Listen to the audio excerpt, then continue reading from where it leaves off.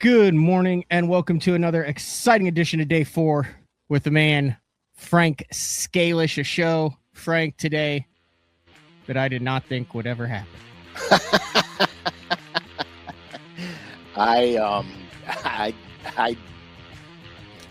I didn't know if we were going to do it or not, but I knew it would happen. We've done it before. If you saw the title, it's the Carolina Rig Manifesto. Some things have transpired over the past weeks on the water. If you're not a Instagrammer, if you do not have an Instagram account, the last couple of days are a reason to sign up to watch Frank hold up absolute blimps. We're talking like, just get into it. What has the last week been like, Frank? Because you're catching mega sacks. Yeah, I'm catching fish like I was on Gunnersville or Chickamauga. I'm freaking out. The funniest thing, the funniest thing ever. We have all I've been saying for literally for the last week is what a glorious day, because all I can tell you is this is what makes me feel. I feel like you almost used the phrase manna from heaven. Yes, like you started to say it and then stopped. I did, and I was going to, and I stopped. This makes me this crap going on right now makes me alive, man. Right. We'll tease it with that. Because we'll get back into it. But the pressing matter of the moment is we are live on a Thursday. It's the first Thursday of the month. It's 8:33 a.m. Central Time, which means over on lurenet.com. We have a signature drop, and this is one of my favorites. I say that about a lot of them because I paint. When I paint them, I love them. But this one, I was out fishing. Now remember, I actually designed this bait in 2024, and it's releasing today. So I was out fishing and I saw this gizzard shad, and it was jacked up a little bit, and it wasn't having a good day. It wasn't having a good day. So as I often do, I have to try to grab this thing because I need to see what it looks like. I need to see why it's jacked up. I need to see what it looks like because it gives me ideas to paint. So I grabbed this sick, for lack of a better terms, this sick ass fish, and it is almost like if you have an aquarium and your fish get ick or this parasite called hole in the head. Okay. And it was all goofy looking. So I've been accused of having that myself. Yeah, same here, dude. And so I said, I'm painting that. And so I painted it. It's on a Norman deep little N. The color's called Infection. And you can see, well, you can't see all the super detail, but it's got red and white spots all over it. It's sick. It's sickly looking. You know what I mean? Mm-hmm. I wanted it to look like a sick, injured shad because you guys all know in nature, the sick and the young get eaten first. So I wanted it to look. You missed your calling as a middle school teacher. Yeah. Exactly. Well, I mean, but it's true. I mean, it's true. Nature takes advantage of the weak.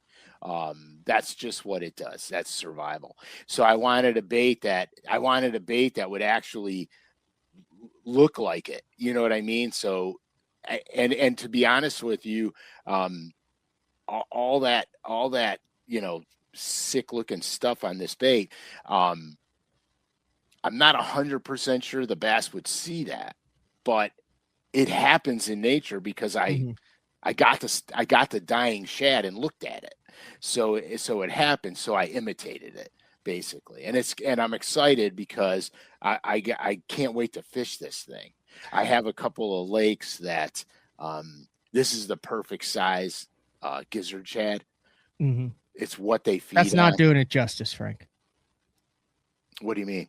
the color pattern on that. Like you can't really see it on that. No, there you is can't. a 1 minute video. Let's fire that up and we'll see. Yeah, do that, because this is not.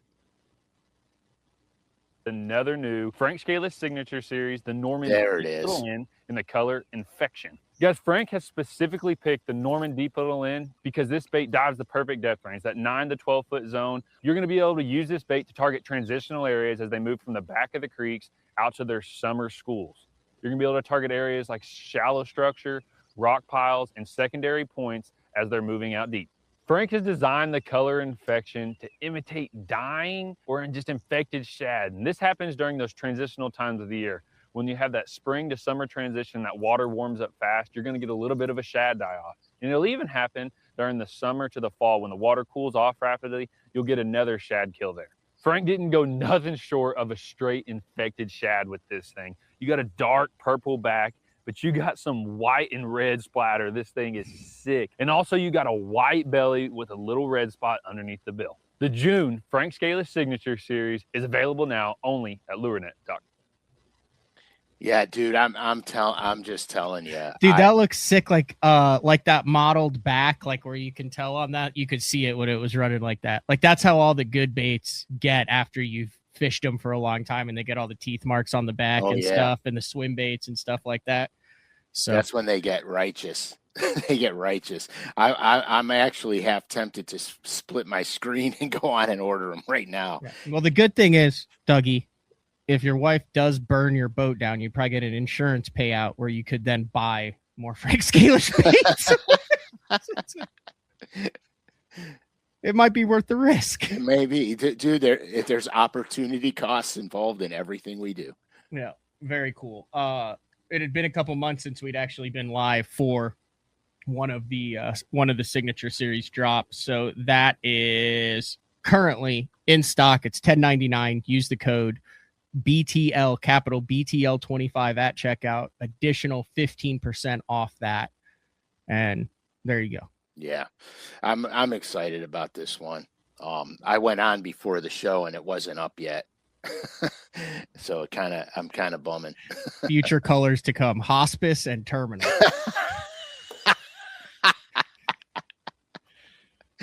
All right, I got the description that you gave. Like, it was one of those things where I called it. It was like, dude, because I'm gonna be honest.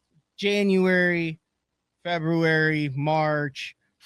You and I have talked about this before, kind of the winter funk. We weren't able to get together. The classic breaks it up nice. We're able to see all the listeners and viewers and get a little bit of taste of what's to come. But this winter hit you hard, Frank, mentally, from I just need to get out on the water and start catching them and feel like I'm in a groove.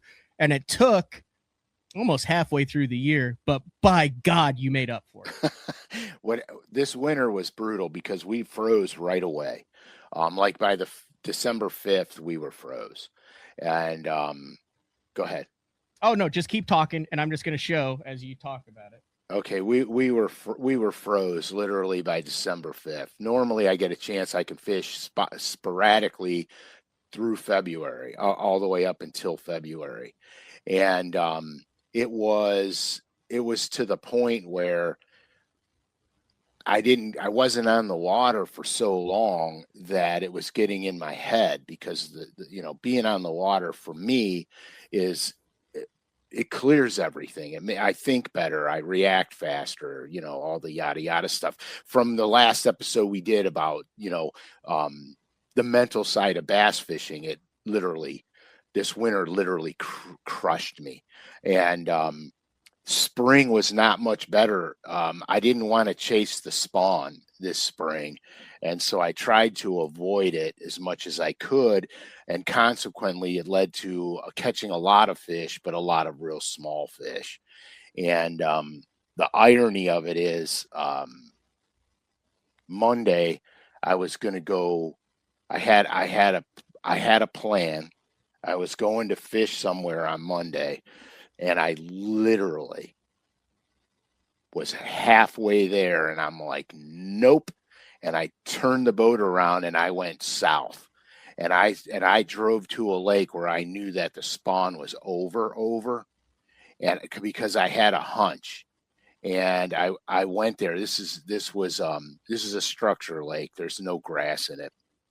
And I had a hunch, and I went there, and when I got there, the water was high, not flooded. I won't call it flooded, but it was a few feet over the banks. Full. Yeah, it was a little more than full. And I got there, and and this is on a hunch, like when you loaded the boat up. Like, I'll be honest here. So go ahead. We're testing some stuff on day 4 here. So this was kind of a little bit of a testing trip for you, where we may be a month, we may be 2 months, we may be 3 months before we say anything about it, but we're testing some stuff. So this was kind of a testing trip for you. You said, hey, I'm going fishing, testing, but you didn't tell me what you were doing. So you literally, we do the mental, you're halfway to it, you have something in your brain, you pull off of the road, you turn around, and you head the opposite direction. Yes. On a whim. On a whim. So I always talk about, in fact, one of the episodes that we did, I talked about the transition stages from winter to spring, spring to summer, et cetera, et cetera. So the spring to summer one is very important because up north we're into summer now. We're in the beginning stages of the summer. So after the spawn, I always talk about making sure that you're following the fish, that you're always with the fish. So we know from past shows that after the spawn, all your structural elements need to be connected to the main lake. And then of course, in a few weeks from now, you'll be going to stuff that's not connected. So with this in mind, I dropped a boat in, I ran to this creek mouth, and I'll be honest with you, it's a lake that I grew up fishing as a child. So I know the lake. So I run to this creek mouth, and it's got a beautiful pointish flat off of one side of it. And then it's got not a real point, but just a flat on the other side of the creek mouth. And I'm talking right to the creek mouth. But general, like, how does the lake set up? Like deep on one end, a little bit of bluffs on it, or rock? Is it rock? You said not much grass on it. Just, I mean, you're obviously not going to give the juice up here, Frank. Right. Got a bunch of sleuths going on after we see what goes down. But so here's the general makeup of the lake. Okay. Because that helps kind of going into the story. So there is steep banks. There is, I'll call them bluffs, but they're shallower bluffs. Okay. They're not like bluffs like you guys got. Not Ozark. Right, not Ozarky bluff type stuff, but they're bluffy. They go, from the bluff wall down to 8 to 15 So rock, hard bottom structure, one end shallower, structural elements in it where they should be. Right, and the lake's got some big flats in it. It's got big flats in it, but it's got good river channels and defined drains going into the creeks. It's only got a handful of really big creeks on it, but it's got defined drains. Okay. Anyway, back to the story. Sorry. No, that's okay. So I put away all of my gear from the lake that I was going to, and it had to do a complete reroute. So the first thing I do is I grab 2 crankbait rods and 2 Carolina rig rods, and I start to get really jacked up because I'm excited now, because now I'm going to get to the nitty gritty. So the long and short of it is, this is Monday, I believe. I literally pull up to the first creek mouth, and I lose the first 3 fish I get on with the crankbait. Big, giant, sloppy fish. They plastered the crankbait on the bottom. And when I went to set the hook on them, the rod I was using was a little soft for that. It's my ledge rod where I'm normally casting, and the crankbait's barely making bottom contact, and the bass could come up from behind it and get it. Because of the gizzard shad in this lake, I went with a fat-free 7, even though I was only fishing depths from 4 to 12 feet. I went with the fat-free 7 because I wanted the large profile, right? And they were hammering it to the bottom. So I'm like, gosh darn it. So I reach in the rod locker, I get rid of the 7104s and I get the 7106s out because it's a stouter crankbait rod. It's a crankbait rod that I'll use if I'm snatching crankbaits through the grass because I can bust it through the grass real good and stuff like that. And so I go out and I switch the rods. The minute I switched the rods, I started getting hookups and not losing them. So I was like, okay, cool. So as I always do on these structures, I will start with the crankbait first because I'm going to take the aggressive ones. Then I'm going to go back through with the Carolina rig and take the ones that didn't want the crankbait for some reason. So yeah, so that's the fat-free 7. That is $4.99. Yeah, dude. And I was throwing citrus. That's $4.90. That's a regular price, $4.99. Yeah. Yeah. And that's what I was throwing right there, to be honest with you. That's the exact bait I was throwing. Okay. And so then I go back through with the Carolina rig. And they would literally stop it. I would be dragging it, and if you weren't paying attention, you're losing the rod because they were so aggressive on it. And so I was confused because I'm like, I'm just going to have to keep alternating between crank and rig. And I have a unbelievable day. I'm astonished at the day I'm having. This lake is not really known for that kind of quality. And so I'm literally vibrating. You're beside yourself. Yeah. So on cloud 9, so to speak. Yeah, more than that. So as Zona would say, you were having a time. I was having a time. And so I literally got off the water. I got off the water. I was so happy. I was going to go again Wednesday. And originally I wasn't going to go to where I just caught them because I wanted to just leave them be. But I did a locker. I had a locker room.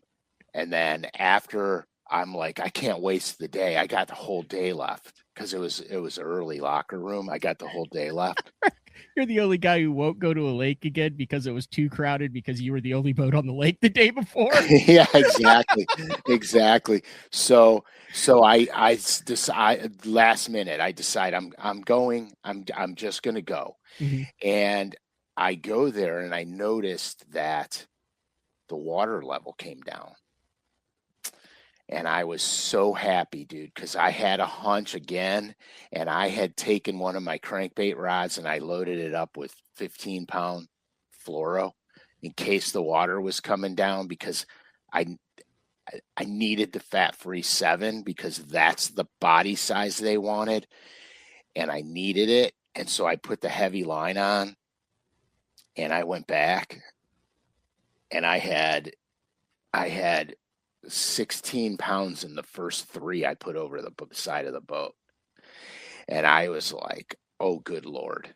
And you're not scoping these fish. You're just, yeah, you're chucking and winding. Yeah. Oh yeah. I'm fishing the way I fish and I am freaking out. And I wind up, I don't even want to say this, man. In today's day and age,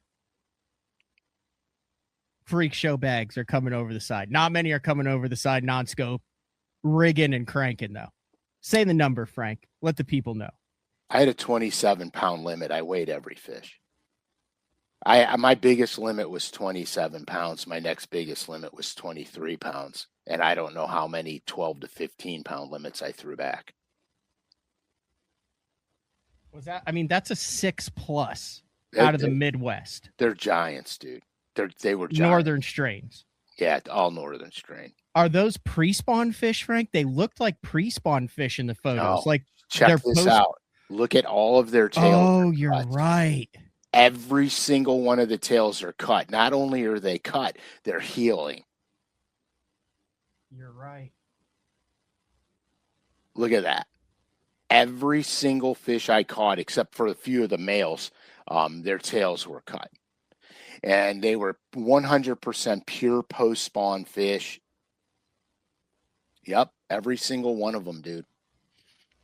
They were all post-spawn fish. And I would say 70% came on the rig, 30% came on the crankbait. Crankbait, when you just got there and they were fired up and you just caught the aggressive ones that wanted it, and then you came back with the rig. Yeah, I fished 5 places. All of them had fish on them. One of them did not have the true giants on them. And it would stand to reason because it wasn't spawn flat adjacent. Mm-hmm. It was more summary. It wasn't. So let me ask you this. In a week or two, stars align, you could 30 rack out there. Yeah. Yeah. Probably in a week. So, yeah. So here we go. So yeah, however you want to take it from here, because this is kind of leading into the Carolina Rig Manifesto. We've done several Carolina rigs before. It was one of the first 10 day 4s that you did with Mark Jeffries. Yes. You're known for it. Over the last 4 years, it's become quite the inside joke that I despise the Carolina rig. Like, I almost tied one on it at Kentucky Lake based on what I was fishing, and I literally refused to tie it on because I believe that it is bad luck for me to have it tied on in the boat. I did. I've showed the video before on Thousand Islands where I asked my co-angler, hey, are you planning on throwing that? And he said no, and we hadn't caught anything all day. And I said, this is going to sound really weird. And he was a cool dude. He was 25-year-old kid. And I said, this is going to sound weird, but we have an hour left to fish. Would you mind cutting that off? And he kind of looked at me, and I said, if you're going to throw it, throw it. I don't care. But you haven't thrown it all day, and I've only got 3, and there's an hour left, and I had 21 yesterday, and I think that's why. And I ended up coming in with 21. I caught a fish on every drift. So ever since then, there's never been a Carolina rig in my boat since 2022. This show brought it back. The listeners, the viewers, the emails brought it back. So now we're into the nuts, and now you understand why the title for this is the most overrated technique in fishing. It's a little tongue-in-cheek. Yeah, so here, look. So I drew a map before the show. This map is very not proportionally correct because I am several hundred yards offshore. I am not on the bank. But because my piece of paper is 8.5 by 11, it's going to be a little condensed. Okay? Noted. Okay. So can you see that? Yep. Okay, so this is the creek arm. Down here, this is all Main Lake. Yep. This is all Main Lake. Lift it up just a tad. Oh, there you go. This Perfect. is the main river channel. Okay. And then this is the secondary channel, the drain as it goes up into the creek. All right. This is my zone. Now, this looks short, but it's not. I'm probably a couple hundred yards off the bank on this. If you drew a line like this is a couple hundred yards offshore. This is probably almost 300 from out here to here. So it looks like you're in the middle of the lake unless you're your electronics. Yeah, 100%. Keep going. I'll be right back.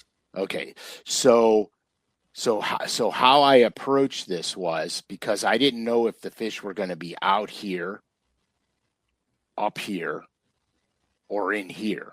I didn't know. So I took the farthest spot out, and I kept my boat position the way the wind was blowing. I was fishing into the wind, and it just so happened to work for me that the wind was the way I wanted it. I started out here, and I started fishing this zone, and I wasn't getting bit. As I worked down, and here, from here to here is probably 70 yards, 60 yards from here to here. So I started working this, and then all of a sudden I started getting into this zone here, and I caught the first one. This was the magic zone right here. This is where they wanted to be. This is where I plowed most of them, And then as I work down the ridge, there's another rocky spot. This spot here is not so high, but it's snaggy. And then I caught a bunch here. So I said, okay, so if they're on this, doing this, the next best place that's in close proximity would be this, because I got steeper contour lines. I have the long flat. This one here is probably 100 yards offshore. I have the long flat, and this was the zone that I was catching them in. So if you see by this, they spawn all up in here, and they spawn all up in here and all over here. Okay. These were right adjacent to where they spawn. Like literally, like right at the end of the spawning flats. So the crazy enough thing is that I could only duplicate it in like those 2 spots, 3 other places. I could only duplicate it. It didn't sound like you needed to duplicate it anywhere else. Yeah, and I think the reason for that is that there's just not a lot of giant fish there. And so I think what it was I was just finding the most predictable spawning areas for those big fish and catching them out in front of them, because some of the other fish that I caught that weren't in the perfect places, they were 1.5 to 2.5 pounds, which is very typical. And how many big ones do you think were up on that stuff? Were there dozens? Were there, I mean, like what percentage of them do you think you made contact with of the fish that were up there? Did you pan over and see blobs or anything like that? Yesterday I did. Yesterday I spun live scope around, because there's some isolated stumps on this stuff. I spun the live scope around, and I saw like a herd of them, and and here they were moving. Like they weren't just sitting there. They were literally like, I hit them over here, and then I went back to see exactly where they were, because the wind was blowing. So I just wanted a position where I could fire a cast. And as I swung around, they were gone. And so I got on the trolling motor and started looking again, and they were 20 yards away with one swipe. So that just tells me actively, I mean, that's what we've learned with scope, actively feeding fish versus neutral fish that you were making bite. That would explain why they were pinning the bait, eating the bait, and then hitting the Carolina rig so hard, is because they were up there. They had recovered based on their tails, and they were actively feeding. Oh, they were running down stuff, dude. They were so fat. It was unbelievable. It was unbelievable. And so, I'm excited about it, because that's the way I love to fish. I'd rather be in the middle of the lake than on the bank any day of the week. I'd rather be throwing giant crankbaits and Carolina rigs than any other bait. That's just how it goes. But I want to get into the Carolina rig. So everybody has their favorite rod, their setup, their whatever. I've been Carolina rigging my entire life, and with the advent of braided line, when braid first came out, I switched to my main line as braid, and I did it for not hook setting ability, for sensitivity, because you feel everything with the braid. I can tell you if I'm in mud, clay, gravel, rock, wood, grass. I could tell you everything that sinker is touching on the bottom, to the point of the only trouble I have is sand versus mud. I can tell the sand part by how the sinker's dragging in it, and I can tell the mud part by how the sinker's dragging in it. But there are times when the wind's blowing hard where the sand and the mud will feel very similar. And so that's the only thing that I will have to second guess on if the wind's blowing. If the wind's not blowing, I can tell you exactly. But if the wind's blowing, it's a little more difficult, because you got a little bow in the line. There's other factors that deaden it with braid. But so here's the deal. So my leader line is 17 to 20 pound monofilament because I need it to float. I don't want that. The fluorocarbon will sink. I want that bait to be free to pop around and do what it's going to do. And so I never, ever, ever use fluoro as a leader line, ever. And because I'm using braid, I need the little bit of forgiveness of stretch that monofilament will give you.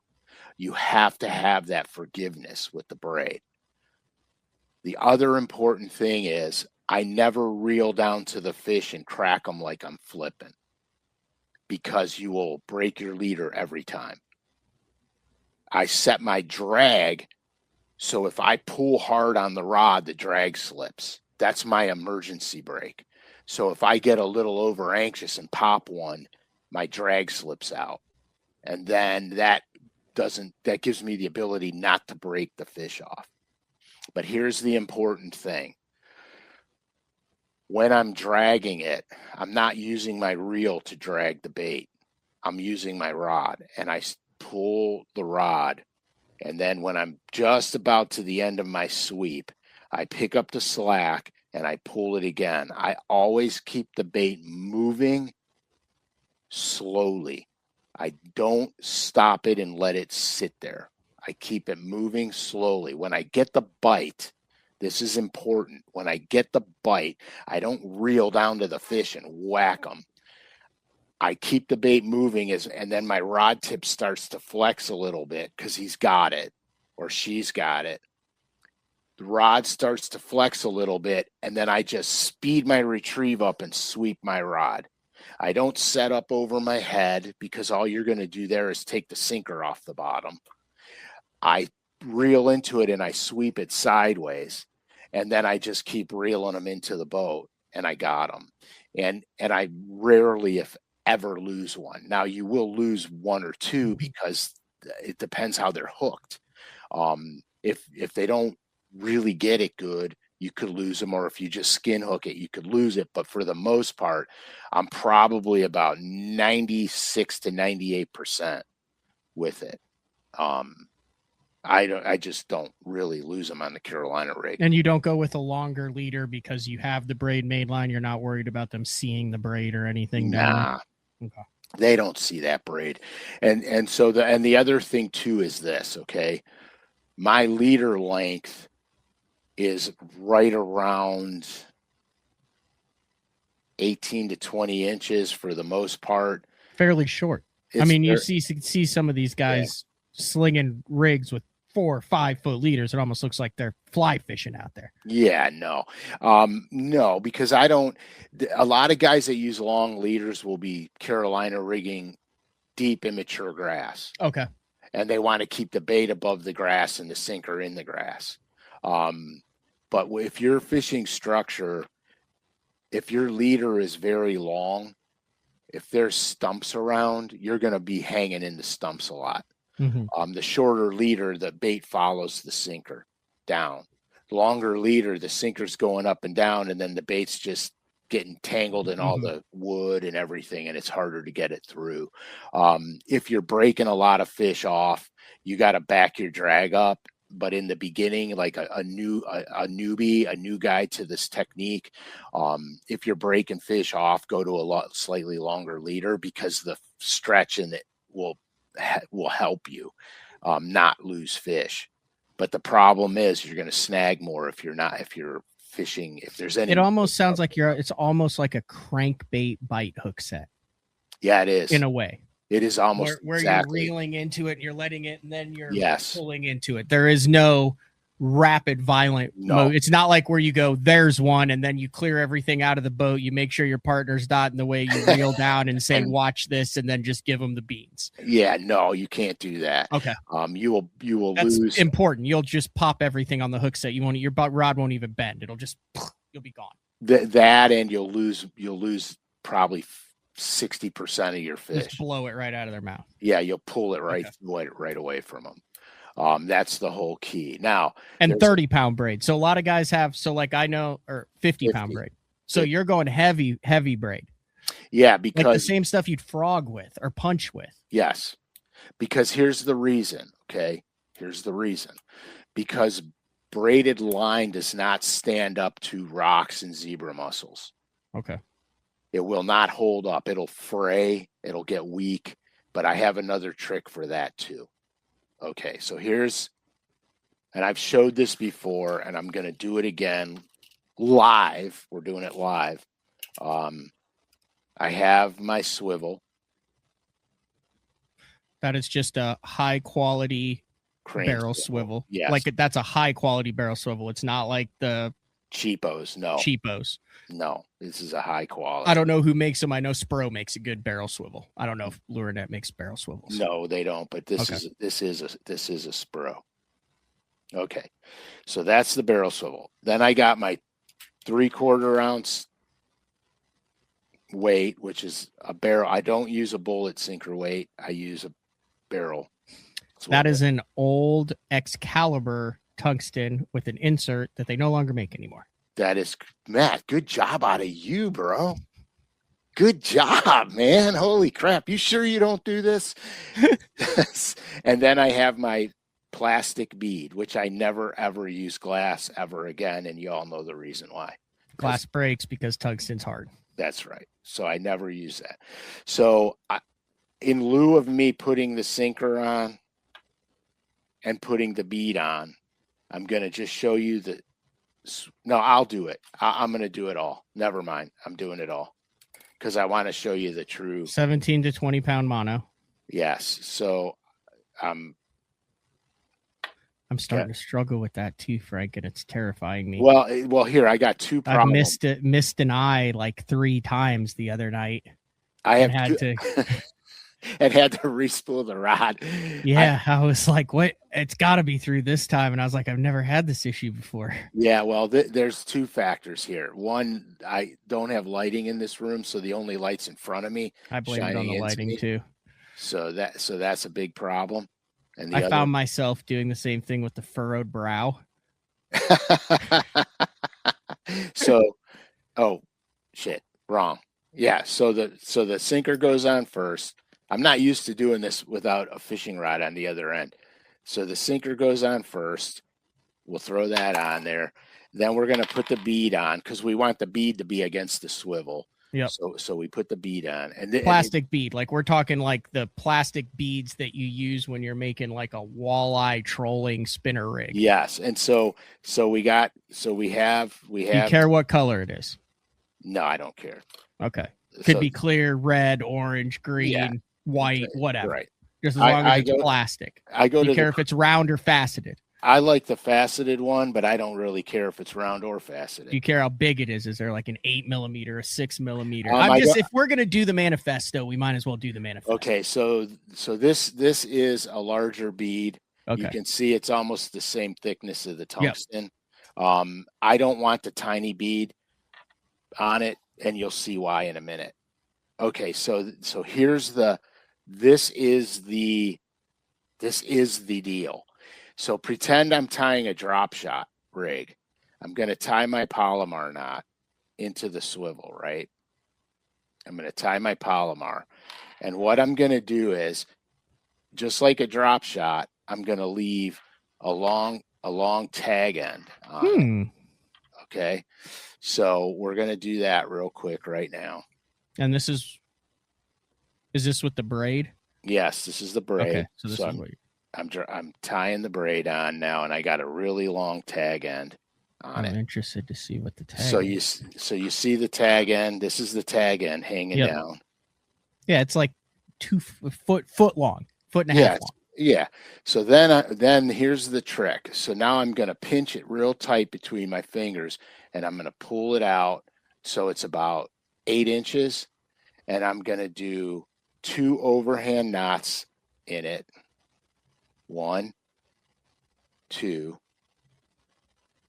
and I'm going to make sure that I'm sliding it down, but I'm keeping it tight, and then I'm going to cinch it down. So now what I have is, you can see the tag end hanging off where my knot is. My knot's right here. You have like 6 inches of double braid. Yeah, but it's going to be more like 8. Okay. And that's double the braid, right? So now now I'm going to cut this tag off here.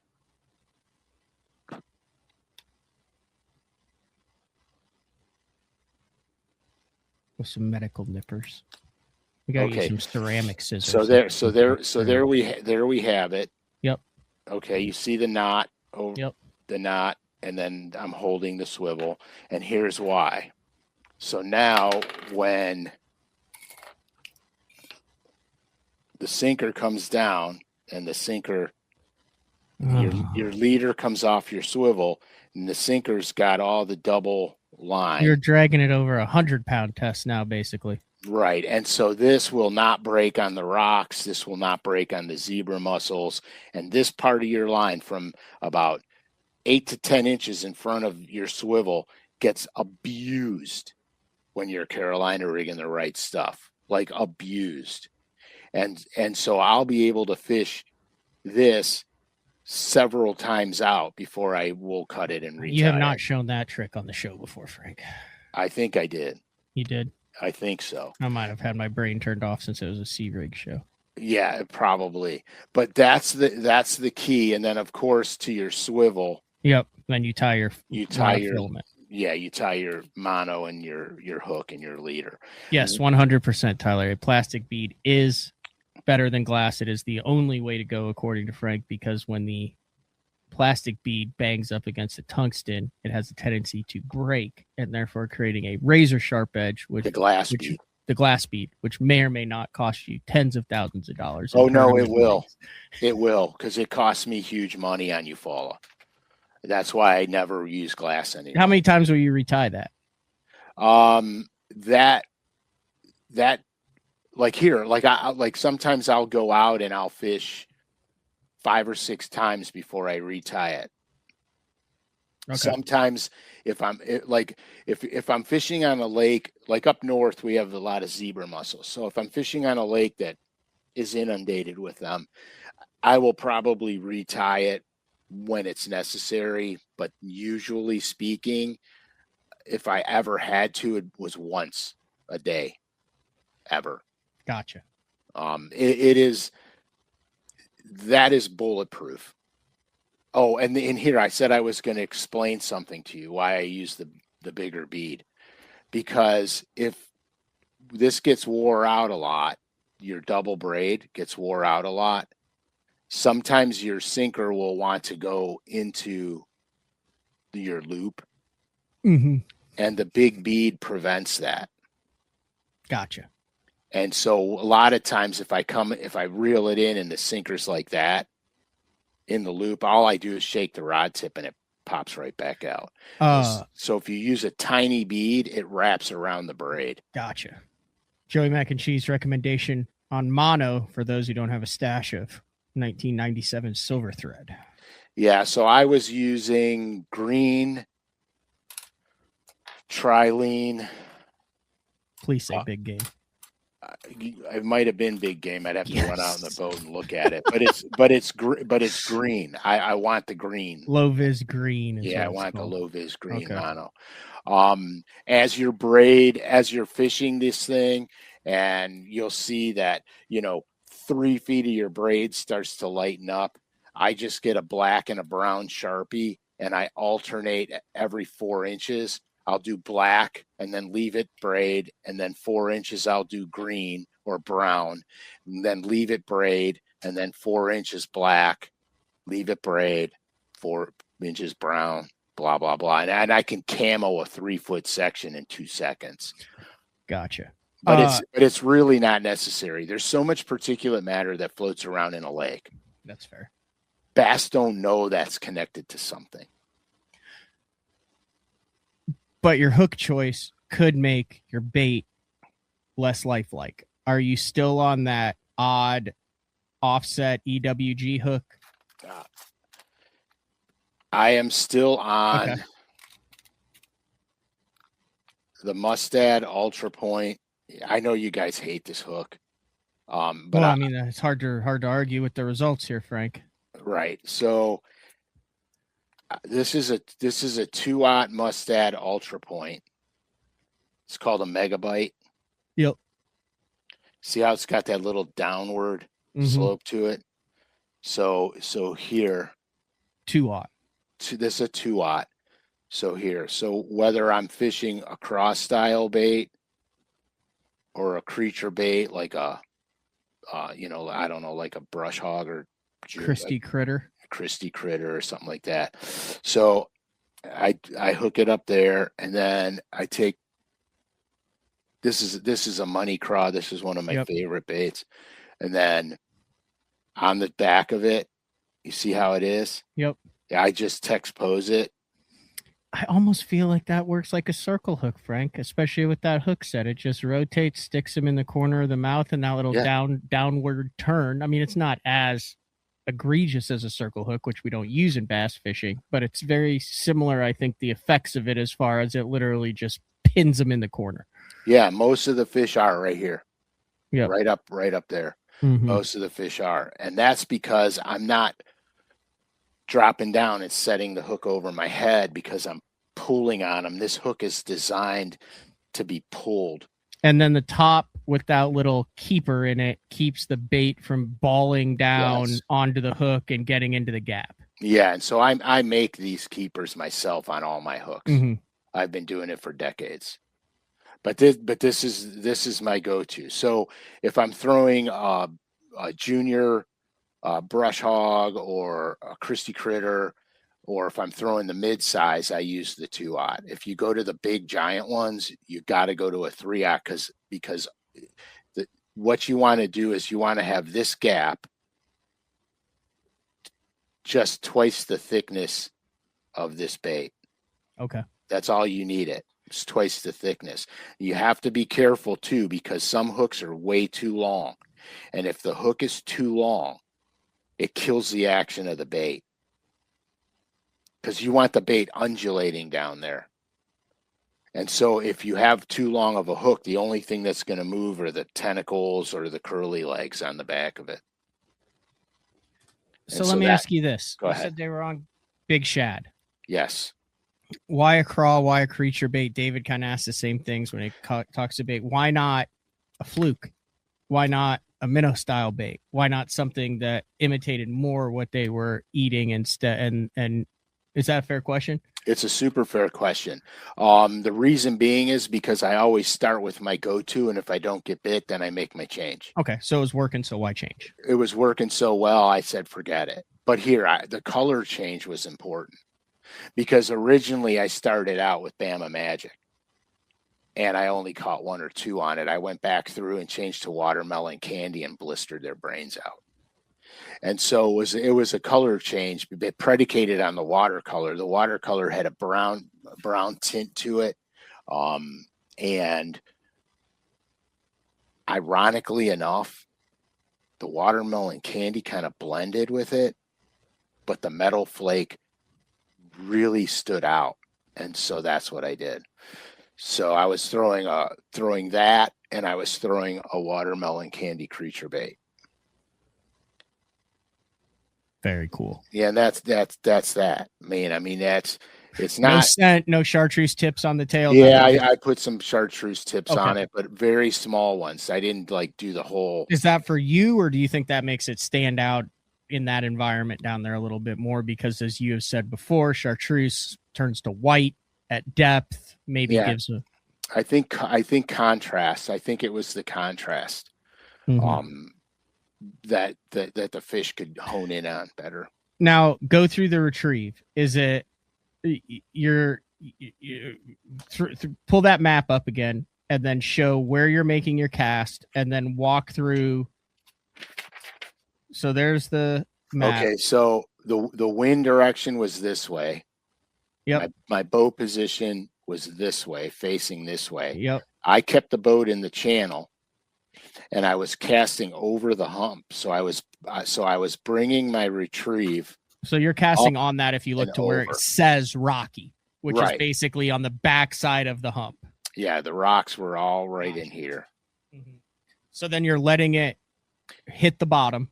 and everything settle out? Like, yeah, just walk through what your retrieve is like, because that's where I struggle with it, Frank. Okay, so I make my cast, and the thing I want to make sure of is that I am casting beyond the element, beyond the high spot, because what I want to do ultimately is bring it up and down, up it and down the other side of it.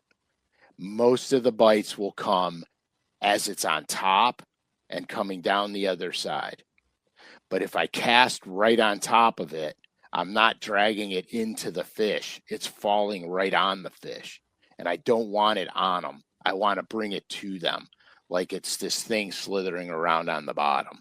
I don't want it to go plunk. And remember, my depth ranges was like 4 feet, 6 feet to 12. Okay. And so at 4 and 6 feet, when you got a 3/4 ounce sinker hitting them on top of the head, it's not exactly what you want. Think about this. If you're minnowing a fish, right? And your minnow goes soom below the fish swim away from it. Mm-hmm. If you keep it above them and natural looking, they're interested and they're curious. Okay. And so it's the same principle. But here's the thing. I always keep the bait moving, and I don't move it with my reel. I sweep the rod so I can watch my rod tip. When it's going in the rocks, it's going boom, boom, boom, boom. And when the fish gets it, it just goes real slow. It gets heavy. And then I just reel in and sweep and reel. That may be why I hate it so much. I have a tendency, and I think if you were to just do the traditional, I mean, go back to, who was it? Jack Chancellor won the 85 Classic on it. Yeah, he did it on a do nothing worm too. Yeah, but if you think about it, actually. You watch a lot of it, and it's just so painful. But there's a lot of stopping. And then you let it sit, then you move it, then you stop it, then you move it, then you stop it. You're almost fishing it like the sinker is a biffle bug. Yeah, I'm doing that's exact. But I'm doing it much, much, much slower than you would a wobblehead. But you're constantly moving it with the rod, then taking up your slack, then with the rod, then taking up your slack. So it's not a sweep, pause, smoke a Marlboro Red. No. Reel it back in. It's a sweep, pause. So you're never reeling when you're pulling the bait. Correct. And you're constantly reeling down to it. So it's like this motion consistently. Right. Almost like you're worming a crankbait across the bottom. Exactly. Okay. That's exactly what it is. And the reason being is because I don't want the fish to have a lot of time to decide if it's not natural or not. I want them to have to commit to pick it up. And so what happens is, now there's going to be times like the other day, Monday, they were wrecking it. Like I would be dragging it, and if I wasn't holding the rod, it would come flying out of my hands. They were literally T-boning it. Wednesday, I had some T-bone it. The wind wasn't as strong, and so I think they were less aggressive because I would be pulling it, and that rod tip would just start to go like that, and then I would get them. And so, and here, I do this on smallmouth all the time, and smallmouth are notorious for just getting it and like holding it. And if you're not, if you're reeling with your reel to move it, you won't feel that. But if you're pulling the rod and it's going dunk, dunk, dunk, dunk, dunk, and all of a sudden it gets soft, and you know it should be on making hard bottom contact, the fish has it. And he's either swimming with you slowly or he's just got it. And so you have to, you want them to commit to it. With the smallmouth, every time I stop the pool, they drop the bait. So I kept it going, and then like on Champlain, one of my 7th or 8th place finishes on Champlain, if I stopped that rig, the smallmouth wouldn't take it. They would bump it, bump it, bump it, bump it, bump it, bump it, and I'd keep moving it, keep moving it, keep moving it, and then all of a sudden they'd commit to it and whack, and I'd get them. Mm-hmm. And so that was the whole key. With largemouth, I started doing the same thing with largemouth because I didn't like how they would get it and drop it. And I'm like, well, if it works for smallmouth, why won't it work for largemouth? And so that's when I did the continuous retrieve, and that helps you with your hook to land ratio too, by the way, immensely. And so I don't soak it. There's no point to soak it. You're moving it slow enough where it's in their face for quite a while. It's not like you're honking it by like a wobblehead. You know, wobblehead is like all reaction. There it is. Oh my God, I got to get it. The Carolina rig is you're just putting it where they are. Mm-hmm. And then you get them, you know, and the more fish that are on the structure, the more aggressive they bite it. It's just the nature of the animal, the predatory nature of the animal. If I'm dragging and I catch one here and one there, half the time you barely feel it. It's all rod tip dedicated. If you're on a spot and there's a bunch of fish there, dude, they will fight for it. Hell, half the time one will hit the sinker, one will eat the bait. I'm at the risk of this flopping. I'm going to throw, it's not a metaphor or a simile. One of them uses the word like or as, and one of them actually refers to it as it. What I've gathered from what you said is that, and from a lot of your shows, I haven't heard it say this way, but every cast tells a story. I will 100% agree with that. And that story is different based on what you're throwing. This may be why I don't really like the Carolina rig. So I would say, like with the crankbait, you're always talking about bottom, how the fish are eating it, the whole thing. You're feeling it. You're getting it down to the structure. You're seeing how they're hooked, where they're hooked, how they're biting it. You're covering it. You're seeing what's rock. You're bouncing it off stuff. To me, that's like an action movie. So when you're cranking, Yes. It's like a glide bait, swim bait, clearly a horror movie. Yeah. Because because all of a sudden it's there. Yeah. Yeah, exactly. To me, the Carolina rig is a slowly developing rom-com. Yeah, well, I was hoping, I was really, really, really, really hoping that I could change your opinion on this. Is that not fair, though? Yeah, it is fair. It is fair. I learn, like here, when this is perfect, actually. So when I fished off a 2D all the time, the only way I could learn exactly what was down there was to Carolina rig it. Yeah. And I would literally scour a place. And this was my trick. So when I would Carolina rig, when I would get something hard, something that I could tell I was bringing it up over something, or it felt bigger than the rest of everything, I would leave the rig down there and I would trolling motor and reel in the line. As I was trolling motoring it to it, I would drive right over it with my 2D sonar. And as soon as it came up, I'd hit a waypoint on it. And then I would know where the goodness was. Isn't that what a lot of guys do on the Great Lakes while they're practicing? They'll toss a sea rig out the back of the deck and then watch the rod tip as they throw a jerk bait or a drop shot or a tube or something. And when that rod tip starts bouncing on that, then they know they found like a rock patch, especially if they're on like sand flats or stuff. I heard guys do that on like Lake St. Clair and Erie a little bit of the time. On that is literally when it's legal, not in a tournament, but practice when you can use 2 rods. They'll chuck a rig with a 1 ounce weight as far as they can out. And then as they drift or drag in the wind, they'll watch that rod tip while they fish. Right. Except that if you're doing it on the Great Lakes, you're going to lose 20 rods a day. Because it's so, when you're in the right stuff, yeah, you can't get a Carolina rig through it. The other thing that seems very important here, and in this day and age is unfortunate because you could buy 4 crankbaits for the price of it, is a tungsten weight. Now, can you get by with lead? Can you go up to a lead or anything? Or in your opinion, is tungsten a much better material to Carolina rig with? I would do brass before I would do lead, although brass is huge. Brass sinker's giant. Yeah, like a 1 ounce brass sinker is like the three quarter ounce. 3/4 ounce, and yeah, you would rather have a heavier weight than a lighter weight.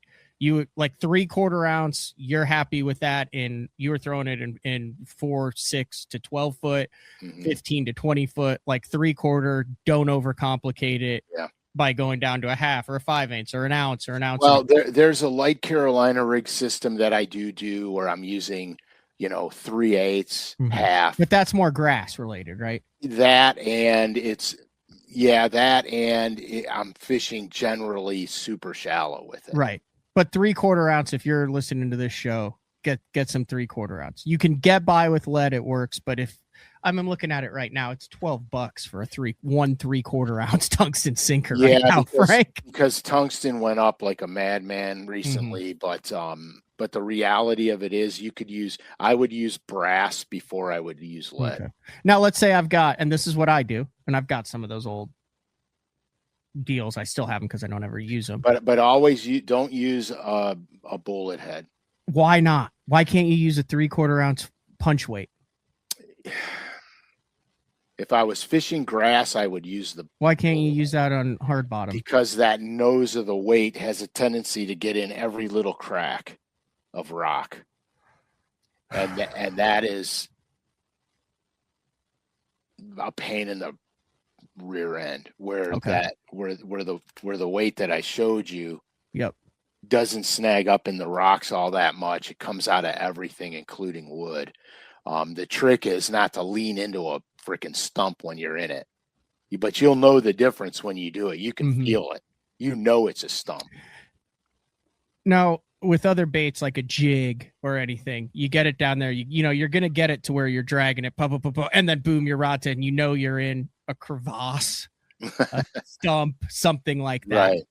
Are you, and I'm going back to watching Tommy Biffle do this, where he's like, you point that bug right at it, and you just keep cranking that sucker and it'll pop free. Are you going to just continue to let that rod load up, or are you going to stop and shake it and pop it and try to get it out when you get these micro snags? I do 100% exactly what you just said. I will, when I feel it locking into something, I don't push it, pull it, snap it, crack it.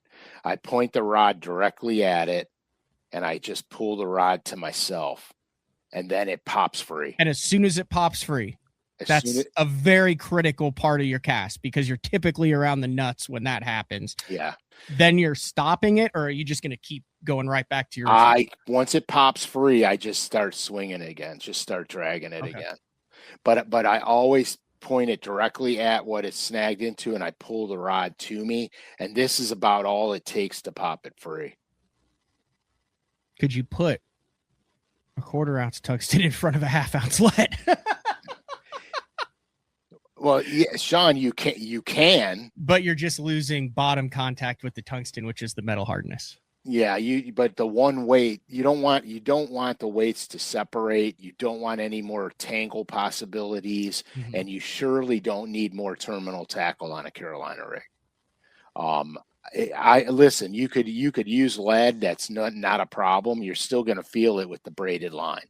You could use brass. Brass is harder than lead. And I went to brass. In the old days, I used a lot of brass. Because what about these things? There's a bunch of them that are out there. There's tons of pre-made Carolina rig. There are those little red circles that you can crimp on your line instead of. Pull that back up. So from the top swivel to the bottom swivel, that's all the movement the bass gets.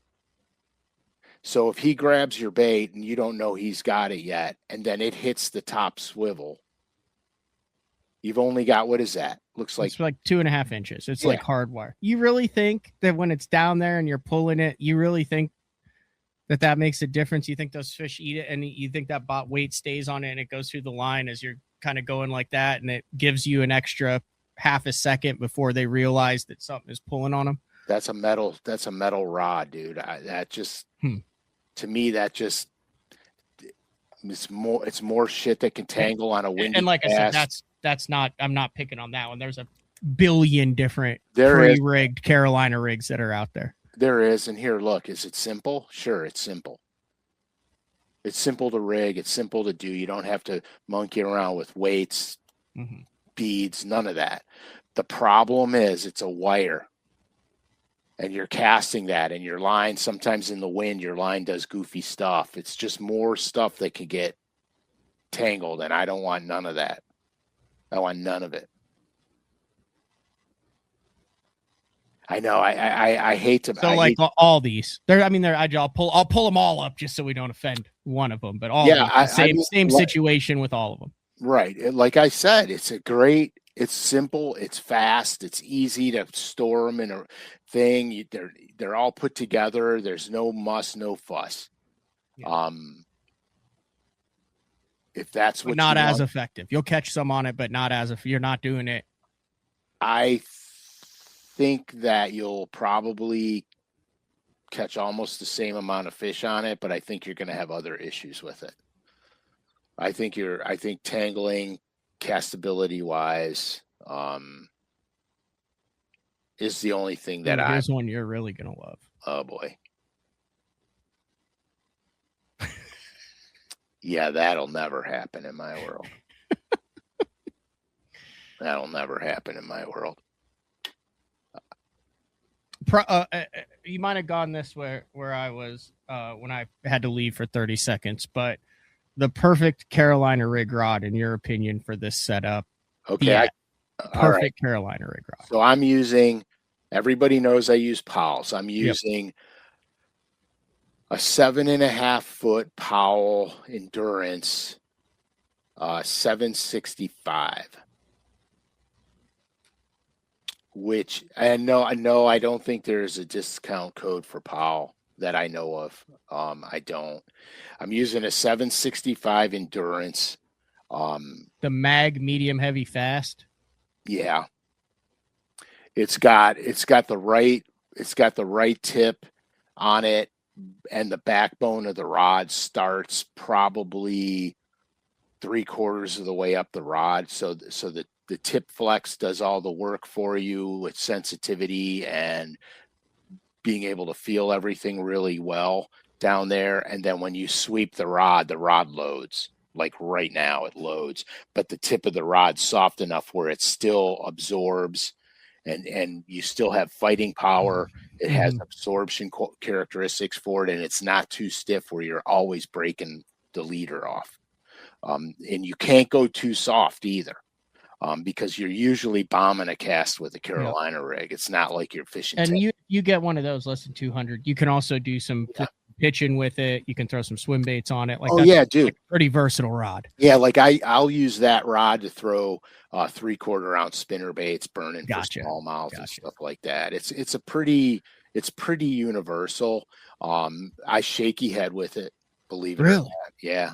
And the way you fish it, you're bringing back line, but like 6'3" or above on the gear ratio. I'm using a 6'2" to 1 on it. But yeah, you don't want a crankbait. You don't want a 5'3" to 1. I used to use my crankbait reels for that stuff back in the old days, but it's hard to catch up to one if he's running with you. Yeah. It's hard to catch up to him. I don't want a super high speed retrieve because you have a tendency to overfight a fish then. And I let the fish fight the rod. I let the fish fight the rod. I just reel him in and let him do his thing. You know what I mean? $5, Frank. What's that? I made $5 thanks to your expertise. I don't understand this. There's like super chats to where if they really like it, they've got everything linked up. They can do like cool. I'll split it with you. $250 Venmo your way. Yours, man. It's all you, buddy. I still have that Masters hat. You know what, dude? That's a Coors Light for me. Okay. Coors Light's on me next time, courtesy of one of a kind 6606. Outstanding.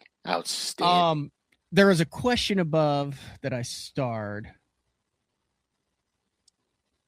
Sea rig versus free rig. Okay, good. Really good on you. Greg Dykes. Okay. -06R. Right. So the free rig is an outstanding structure bait. a structure technique that is vastly different than a Carolina rig. I've been having this argument with a few friends of mine. And so to put it to the test, because I was clearly on them the last couple times out, I threw the free rig on the very same stuff I was plastering all those fish with. And here's what I caught on the free rig. 0. That's shocking. Now, I was on another lake last summer, and I threw the Carolina rig. And you know how much I caught on the Carolina rig? 0. Everything came on the free rig. So I analyzed it because I had to figure out what in God's name is going on. Okay, so here's the deal. And I've learned stuff with the free rig. The fish that I was catching was on the channel, on the edge of a channel break. They were literally, it was a vertical break. So for all practical purposes, let's call it an underwater bluff. Okay, for all practical purposes. There were stumps on top and stumps down the side of it.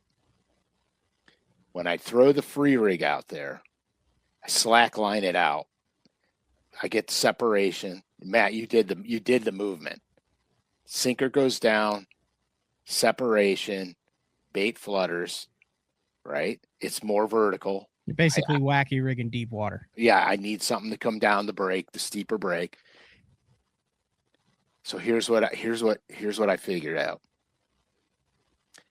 They bite it as the bait is, the sinker's on the bottom, the bait's free falling, they bite it. Or the bait's I got my separation, I'm reeling the bait down and I'm pulling the bait down and the bait makes contact with the sinker and then moves and they bite it. Dragging it, not so much. Makes so much more sense. So like in Mexico, free rig kills, but where the free rig kills are offshore humps where the boat's sitting in the channel. And you pull it off the offshore hump and then boom, you've got a big one on. Where the free rig works, 45-degree banks, where you're casting shallow, where you're having 4 or 5 foot drops every time you pull the rod, 4 or 5, so the bait's separating. Where it's flat, where you're dragging it uphill, where anything, that's where the C rig shines. Pretty easy to determine that difference. That makes so much more sense now. So if I'm fishing the free rig, and I know that I'm more, the deeper I'm fishing the free rig, when I make the bottom contact, instead of dragging it, I'm lifting the rod up and letting it slack back down. So I'm free rig, I'm more this. Mm-hmm. There's no separation when you're dragging a free rig uphill or flat. No, in which case, then I would throw the football jig. Yep. Because the football jig will bounce around down there and do all the stuff where the free rig will just drag. Oh, that makes a lot of sense right there.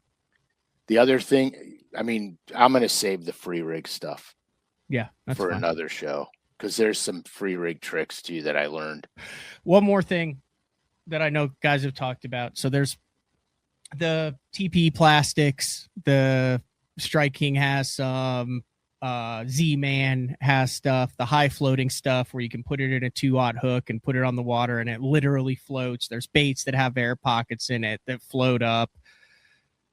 Do you think when you're Carolina rigging, I mean, there's some guys I know that swear by, oh, you literally have to have your bait up here, otherwise it's dragging. Like if you put it in a pool, which I've done to try to get myself, it looks a lot sexier.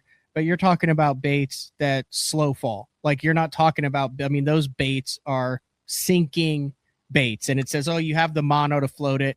It's not like your bait is way up here just having a freaking dance party while your weight's down here.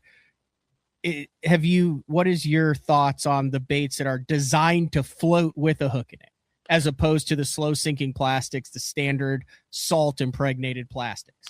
Probably the only one that I think matters more than anything would be a floating, like the Elastex minnow type baits. Okay. Because if you're doing a minnow type bait and you're dragging it, every time you pull it, it's going to dart and do this. it's going to be more minnowy.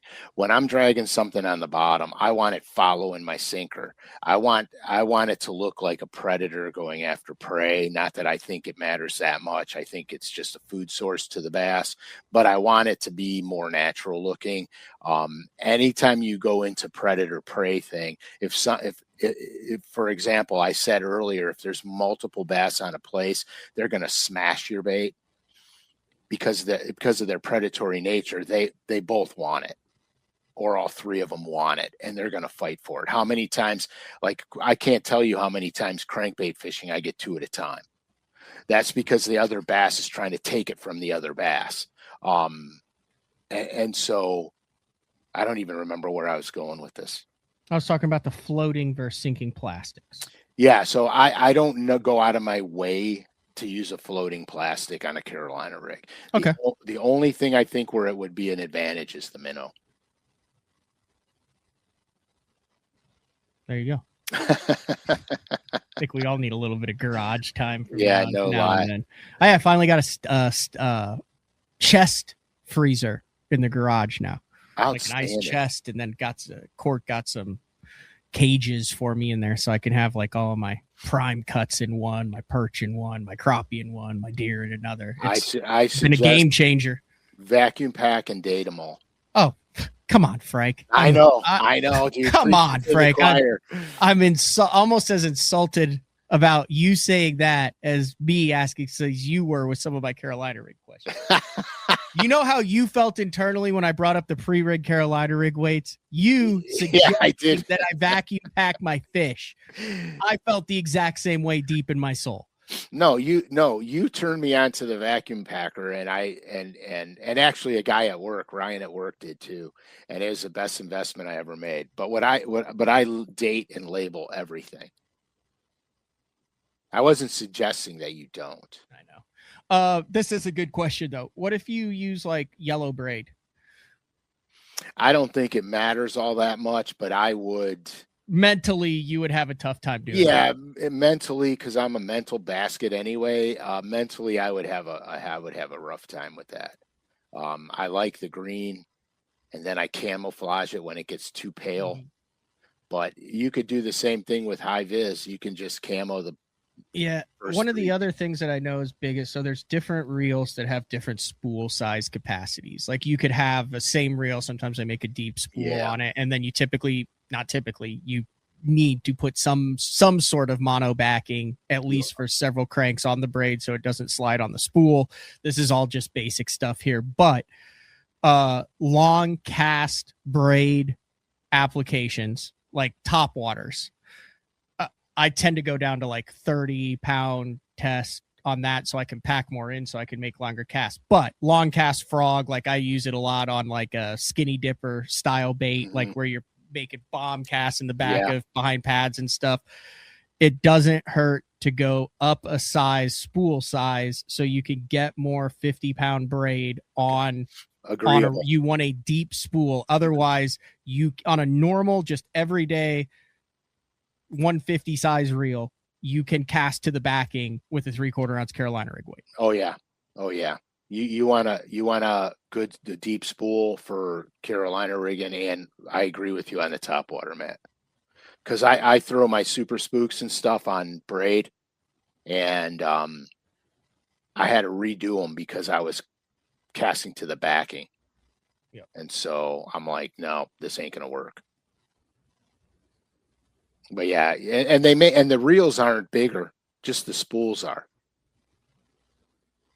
Like you can look at it and you can say like at 15 pound test, one will say it holds 120 yards, and you can have a deeper spool that'll hold 170 yards. Right. And so then what I do is I'll put backing up and put 70 yards or 80 yards of braid. Yep. You're not making a cast with 50-pound braid that's going to go 100 yards. I'm just telling you. You're not doing it.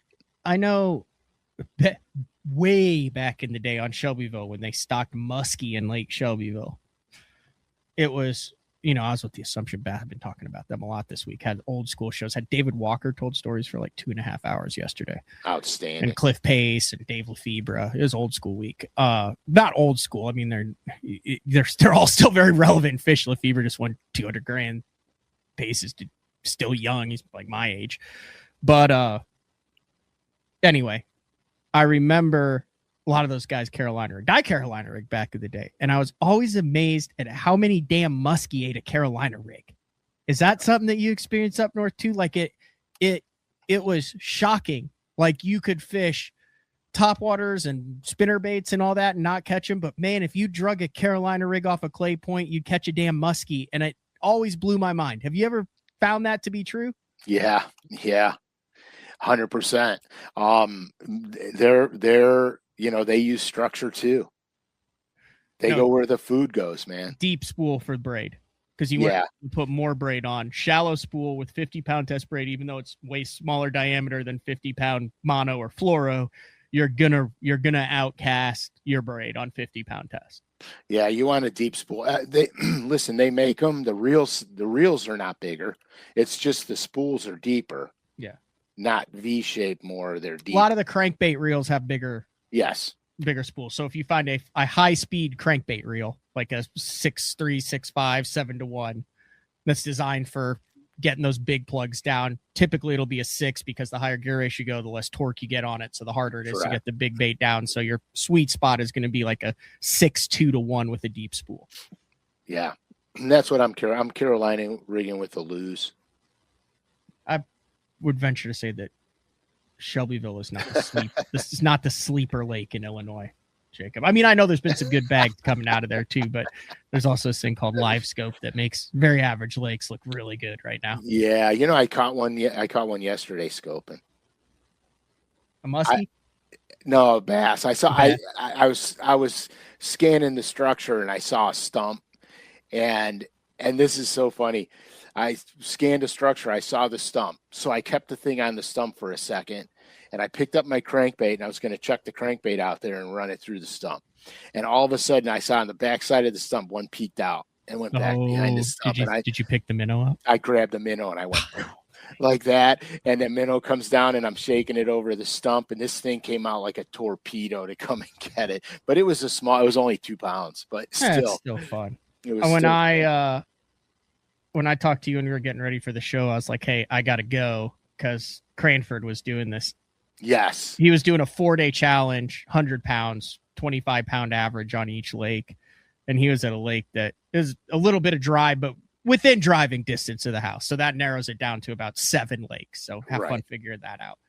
But he's like, I already got my 100 pounds knocked out. He's like, you want to come jack on a couple? And I'm like, at 41, I have no pride. I got to jump in someone else's boat and use their. So I grabbed. Well, why wouldn't you? Grabbed a Koike rod and a minnow rod, or a Uno, whatever the Berkeley one is that they have coming out, or that's out now. And bam.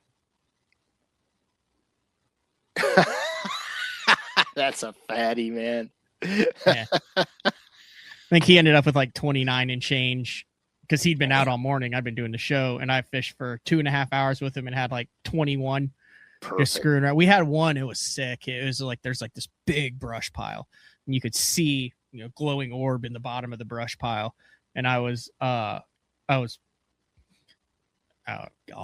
weedless minnowing. So I was throwing a big minnow, but I was rigging it weedless on the minnow head. It looks ridiculous. It works, and I can put it in anything. And I put it down there, and he's running it. So I throws away, and I'm just shake, and it gets heavy. And I mean, I'm in the belly of the beast. Like I'm 8 limbs down in the bottom of this thing. Just got a glimpse, like one of those where you look at your buddy and you're like, it'll be a goat rope if one eats it here. And I go to shake it, and it kind of pulls back, and I reel into it.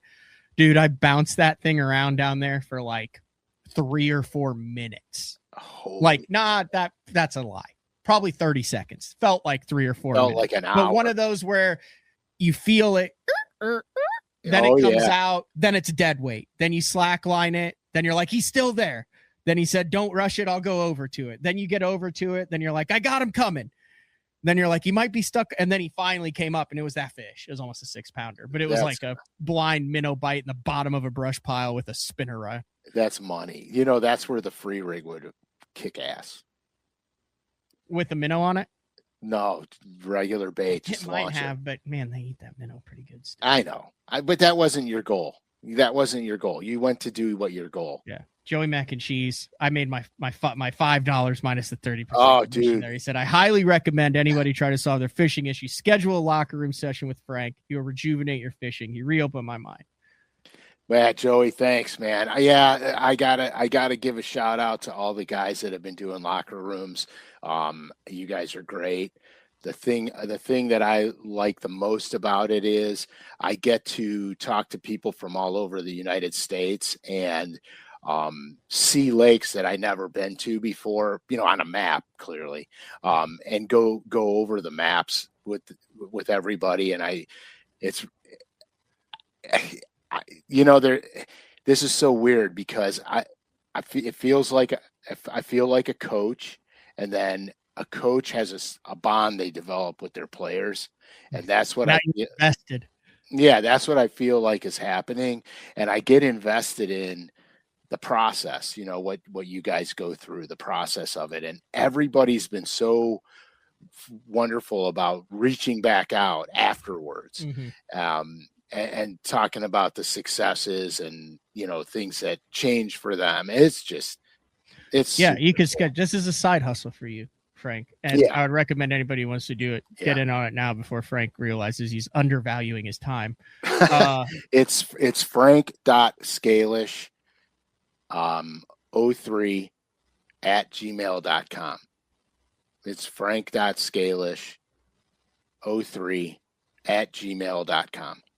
That's a different address than what I send the link to. Yeah. Okay, I just want to make sure. Yeah. You don't have to get the other one out. I'll send the links and stuff through my. And they last like about an hour and whatever. You guys do all that stuff on the back end. Not related to day 4, but it's just something really fun. I didn't know how much fun it was going to be to do them. To be honest with you, virtual coaching. Yeah, it's so much fun. Lake breakdown, stuff like that. Yeah, and here I'll be honest with you. Every single person that's done this has been wonderful human beings. Valid question. Will Frank do this with locals, or will he send me down the wrong path? He will send you down the wrong path. I know. I do this with locals, but we will not be spot specific on any lakes here. I cannot do that. The lakes here are too small, and you're local, so you get it.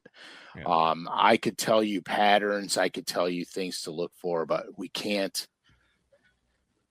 I can't do as much detailed map work locally as I can out of the state.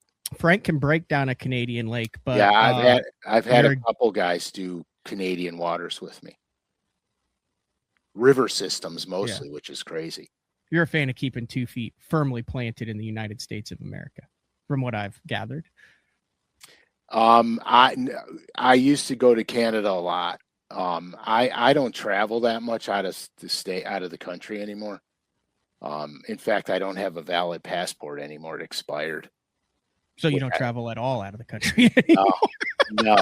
Which I have to get one, but I just keep putting it off because I'm like, whatever. I did the same thing, and now I'm glad I did it. And then I got the whatever international travel thing and all sorts of stuff. And they said life a lot easier. There was some BS thing that if you had this certain driver's license, you didn't have to get a passport. And I got the driver's license, and you still have. I have to go get one of the smart driver's licenses.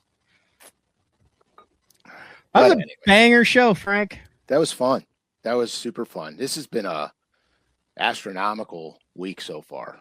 Yeah, well, like I said, I knew it was going to be a good show because you're riding high on the momentum of a 27-pound bag. Well, the thing about it is this, okay? The more I'm on the water, the more I have to talk about. Yep. And that's the beauty part about what we do is it's about experiences. It's about what we learn, what we figure out, like the free rig stuff. Like I've been throwing it a lot. I've learned so much about it. Do's, don't do's, pros and cons. It's going to be a show really soon. That's all I can tell you. It's going to be a show really soon. Before we wrap things up, still in stock as of 10 a.m. on shoot. Yeah, I gotta June get 4th. that. Infection, capital BTL25 at checkout, lurenet.com. You get 15% off all regularly priced items. This is the 1 of 600 signature series drop for the month of June. They did a good job with the color. Well, I mean, it helps that they had a guy painting it who knew a little bit. I'm really pleased with it. But yeah, Mike, I got serious problems, dude. My crankbait, I've got probably 11 crankbait boxes in my boat. There's nothing wrong with that. What's wrong with that? That's what you like to do. You paint crankbaits. You enjoy throwing crankbaits. Put 20 in the damn thing if you want to. I know. I've got. There's no one telling you not to. That's not a problem. That's a passion. It's a passion, but it's a passion that's taking up a lot of space. What else are you going to put in the space? Nothing. It's not like you're running 70 miles. No, I'm not running 70 I mean, miles. you're putzing out there, wrecking them, and then leaving as soon as someone else launches a boat. I mean, the fastest you go is to get off the lake when another bass fisherman gets on it. That's the fastest your legend goes. Don't lie. You're 100% correct about that. I will avoid the greatest bite on earth if anybody is within eyesight of me. Yeah, that's what I won't even go there. This is one of your first. I will say this is your first color, in my opinion, based on the video that I've seen. Now I haven't personally laid eyes on it. That looks better in the water than it does in the hand. Oh yeah, dude. Would you agree with that? Yeah, that's why I'm gonna get off the show and buy like 10 of them. Yeah, Jeff said he has 75 custom glides in the boat, and you know he throws 2. Yeah, exactly. The same 2 every single time. Yeah, I know which 2 he throws, too. I'll tell you, I got rid of so much stuff in my garage. I gave it to the OU bass fishing team. Unfortunately, I also think I gave an entire box of stuff that I had taken out of my boat that I meant to put back in that got in the giveaway pile. Long story, but hopefully we'll find it during the great garage clean out of 26 that takes place this weekend. But I literally was looking, I would have whole boxes of stuff and I would look at it and I would say, this is the questions I asked myself. Have I used anything in this box in the last 2 years? No. If the answer is no, then you go, it's a little chart. Then you go to number 2. Is this a technique specific box, like a Florida box, a New York box, where I just haven't come across it? If the answer to no is that, then it goes to the third one. Can I creatively imagine any time in the next 2 years where where one of these baits in this box will be needed that I can't replace with something? And if the answer to no is that, it's gone. 3-step process. If I can get down to the 3-step process and the answer is no on everything, it's gone. Because there are a lot of like really good baits. Oh yeah. Like a ton of really good baits. I don't disagree with that, but so here's what I do to stop this accidentally giving something away that was from out of your boat. I have a section of empty shelves, and the only thing that goes on those shelves is any box I take out of my bass boat.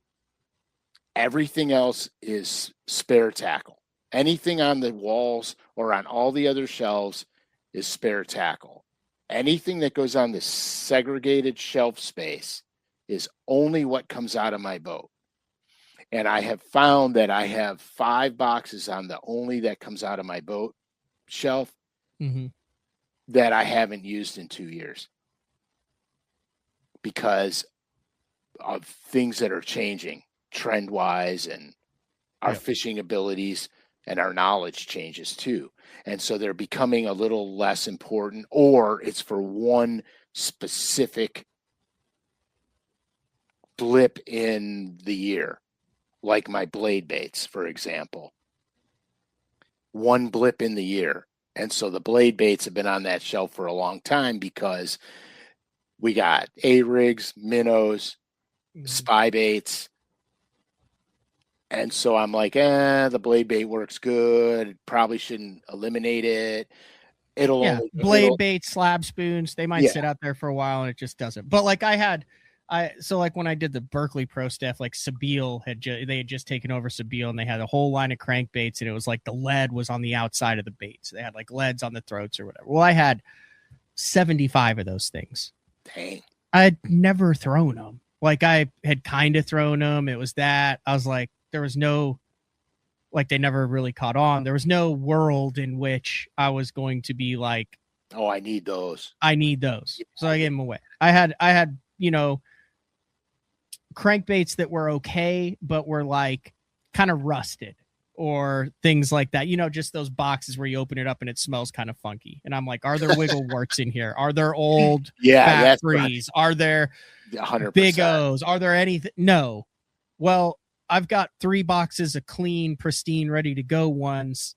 Those, could I do a winter project where I take them out and scrub them and do all that stuff? Yeah. Is it worth that time and energy? No. Giveaway. Right. That type of stuff. Like big, I had like tubs of hooks that I had used in practice or used in tournaments that were still okay hooks, but that weren't in my tournament rotation currently. Could I go through and organize all those and am I going to use that drop shot hook that I had already cut off because I had practiced with it for a day and a half and then the tournament came? No. So I gave like, you know, the piles of that, like all the knick-knacky stuff that is still usable. I didn't throw it away. I gave it to some other people who would use it because I've been in that situation before too, where I'm like, this idiot's getting rid of some juice. You're right. Yeah, exactly. Like I have all the hooks that I take off of store-bought crankbaits.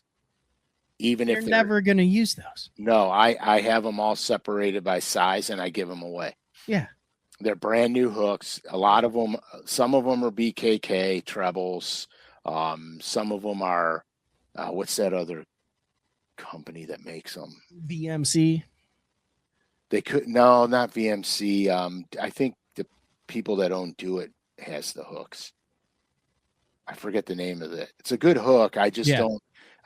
They're good. You're just not going to chuck them. Yeah, I just don't use the store-bought hooks on any of my lures, except for, believe it or not, the GLF spy bait hooks are. Well, yeah, those are. and you know what other hooks that the ones that are on the Flashpoint. Oh my God. Dude. I agree on that. Dude, those are accidental in your hand every time you touch one. I'm bleeding to death when I'm throwing jerk baits anymore because of it.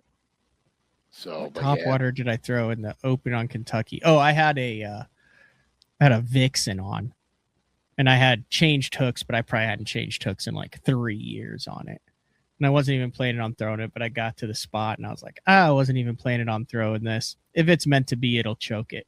I made like 3 or 4 casts on it. Gosh, dude. No bites, put it up, didn't make any more casts. Oh they were okay hooks. They just weren't. I would never launch a bait in a Bassmaster event without brand new hooks on it. Sometimes. But they weren't bad. It was just they weren't. I'm big on the Gamakatsu, the nano coat. Those nano coats are they're like the gray kind of matte gray nano coats that Gamakatsu makes. My God, those trebles. Mm-hmm. Yeah, the nano coating is pretty good. It's pretty good. I changed hooks 3 times the other day. Yeah, and you're just out there fun fishing. And I'm fun fishing. Do you like my hat? This is the last thing we'll talk about.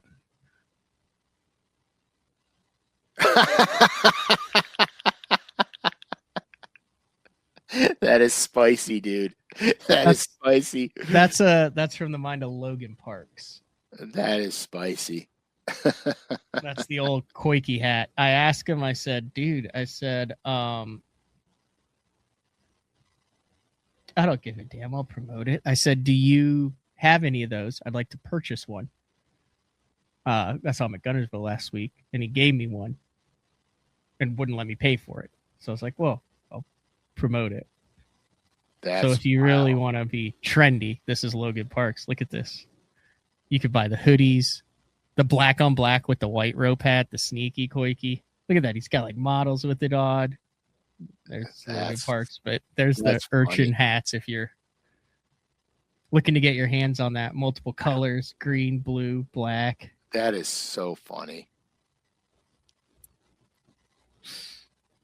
But I feel like one of the cool kids because it's got the rope and it's got the urchin. You are one of the cool kids, man. I'm not one of the cool kids. Yeah, you are. You're the coolest. I have two of them things in my boat, and I've only thrown it once. Yeah, we'll have a discussion on that. Yeah, I'm sure we will. No, we 100% need to. It's very interesting. My wife would say, "Why do you have a spider on your hat?" Yeah, exactly. I would tell my wife, "That's a lint ball." So I was a little bit worried about wearing this, and I would be careful what we say here so it doesn't get flagged. But there was something that happened in 2020 that really impacted everything that we do as human beings, and I was a little concerned at first that like wearing this out to dinner, someone would be like, "Why do you have that yes, on your hat?" You have that element, whatever it is, on your hat because I felt like it kind of looked like that's it does, Matt. Now that you bring it up, it does. And I like the hat even more now.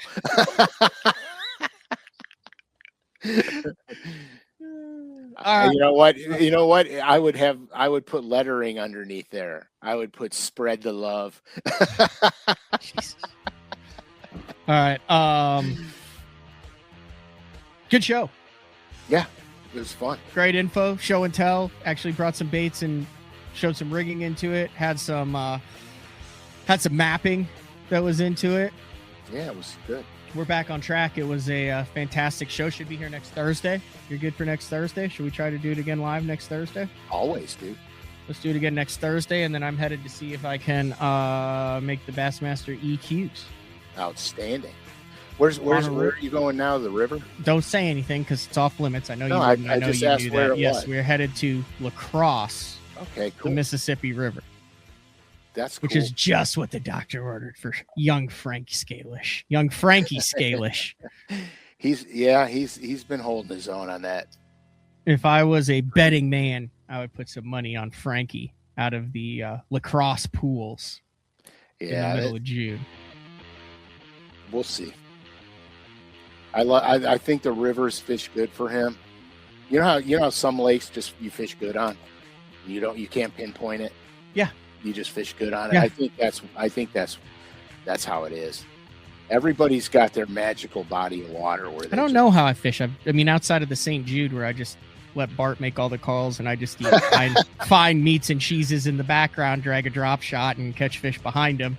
Outstanding. Like, big difference between catching someone else's fish and finding them. Like, I mean, I literally tell him, like, there is no pressure. Like, I will not judge you on where we fish. Yeah, no judges and no judgment zone. Yeah. Like, I won't be like, well, Bart did all the practicing. I'm like, I'm here to catch fish. I trust you. Yeah. We catch them, we don't. But I'm offering nothing to the fish finding process. Well, but you're doing it for the Jude, man. And yeah. Look at how much money you guys put up. Yeah. And, So I say that to say this. I fished the Mississippi doing that. I fished out of La Crosse in some media events, which involved me putting my boat in the Black River exclusively. Other than that, I don't know if I like it. I don't know if I don't like it. I have never plied the waters. I've been on the water watching the Elite Series guys. I remember watching Rojas smash him on a frog and Todd Faircloth catch. But that was way back later in the year and all that. So I don't know. Right. And it's no scope. I mean, I might get on it and be like, oh, this is badass. I might get on it and be like, I'm lost. I might get on it and go, I want to go home. One way or the other. I think 13 pounds a day, we're headed to the EQs. Hey, you know what? Real quick. Yeah. How about Jason Kelsey with the BTL? Yeah, that was pretty cool, wasn't it? That was so cool, man. You know, those dudes grew up like 3 streets away from me. We talked about it on the show before. Yeah, that was wild. So I figured out what happened. I gave that koozie to some guys from the WBE, and then they were that multi-million-dollar tournament that's going on in Tennessee at the end of the year. And then they were around those guys the night that they were filming with Randy Moss in the catch 10 or he goes out and tries to catch a 10-pounder. He's like a good fisherman. He's got the boat, everything. Anyway, he had the Kelsey brothers out there. And the way I understand it, Jason may or may not have a beer sponsor that did not align with the selection available in the boat at the time. And the koozie was conveniently placed in the boat. Oh, to hide logo. It was the only koozie available is what I'm saying. Oh, man. So, but I will say, from a marketing standpoint, investing in the 500 koozies from ATS Printing with only 150 currently in circulation, to have a guy from one of the top biggest podcasts in the world, who is also a Super Bowl champ, exceptionally relevant and well-liked, chugging a beer out of a BTL koozie on a boat with his brother and Randy Moss. So, you'd be wrong if you didn't think I was going to screenshot that and have an 8x16 by 24 of that in the studio within a week. Right. So their podcast is what, New Heights? Yeah, I'll see if I can find this. Okay, so it's called New Heights because they both grew up in Cleveland Heights, and that's where I live. And that I think Travis Kelce, when he was in high school playing football, came over here to sell garbage bags to raise money for the football team, and so my wife purchased said trash bags from them. Huh. Yeah. I found the clip. We'll play it. I don't care. I don't think that's mine. I don't know. Well, it's public. It's not like you're. Here it is. There he is. Look at the boat seats in Randy Moss's boat. Oh, nice, dude. That's sick. Yeah, I could go there for might nice be a bad word in right here. now too. There might be some bad words. I don't know. I might have to mute it. Now, when you tie that on, you're doing a cinch knot or a clinch. Look at the koozie. Yeah, there it is, live and in person. Okay, Jason, when you're looking up your knots before you got here? Well, I've done the fly route. This I've is tied actually a them really before. good episode. I Okay. love Randy Moss's stuff too. So, like I said, you got Now the same one it gets really good here. that In your a brother second. got on. You just want Hold to up, bring. what are these signatures? Hold on, I see all these signatures on the Man, inside. I'm getting one before Jason. Who's on man. who are the signatures on the inside? Oh of man, this? so okay. Yeah. Hold on. Okay. So We're about to So get my the boat. money shot here. Icon and I teamed up. My cancer, what I've went through, I wanted to find a company this is really that dealt with something to do with kids and cancer. Okay. So, Children's Cancer Research Funds out of Minnesota. So we're going to be auctioning this boat off. This boat. Yeah, that we're this standing boat. on. Yes. We're about to get hell there. yeah. And Just hang so tight. Man, come on. We got to reel some fish here So on this boat, baby. after each show, Boom.